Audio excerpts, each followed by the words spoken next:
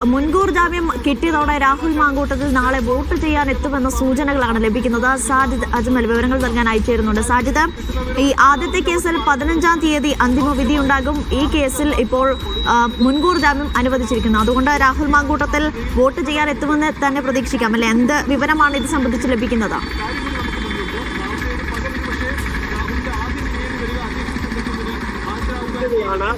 കാരണം ആദ്യ കേസിലുള്ള ഈ മുൻകൂർ ജാമ്യാപേക്ഷ ഹൈക്കോടതിയിലാണ്. അത് 15-നാണ് പരിഗണിക്കുക. രണ്ടാമത്തെ കേസിൽ മുൻകൂർ ജാമ്യം ലഭിച്ചു.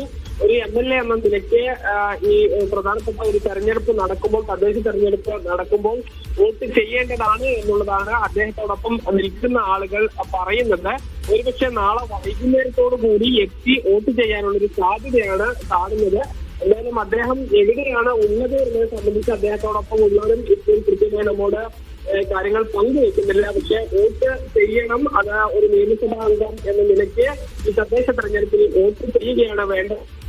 നമുക്കറിയാം, കഴിഞ്ഞ ഈ ഉപതെരഞ്ഞെടുപ്പിൽ അദ്ദേഹത്തിന് ഇവിടെ വോട്ട് ഉണ്ടായിരുന്നില്ല. അതിനുശേഷമാണ് ഇങ്ങോട്ട് വോട്ട് മാറ്റുന്നത്. പാലക്കാടായിരുന്നില്ല, അടൂരായിരുന്നു നേരത്തെ എല്ലാം വോട്ട് ഉണ്ടായിരുന്നത്. ആദ്യമായാണ് അദ്ദേഹത്തിന് പാലക്കാട് വോട്ട് ചെയ്യാൻ അവസരം വന്നിരിക്കുന്നത്. മുൻകൂർ ജാമ്യാപേക്ഷ ലഭിച്ച പശ്ചാത്തലത്തിൽ വോട്ട് ചെയ്യാൻ എത്താനുള്ളൊരു സാധ്യതയാണ് കൂടുതൽ.